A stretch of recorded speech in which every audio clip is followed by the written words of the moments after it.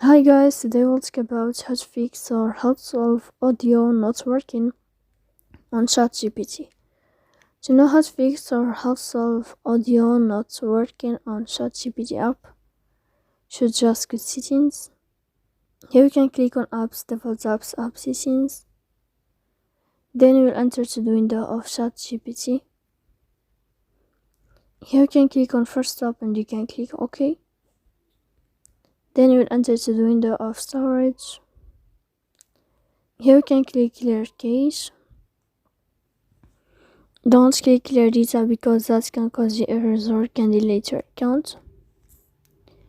In the end, you can turn off your phone and you can wait a moment to turn on your phone again. So please don't forget to support us by like and subscribe. See you next time in another video.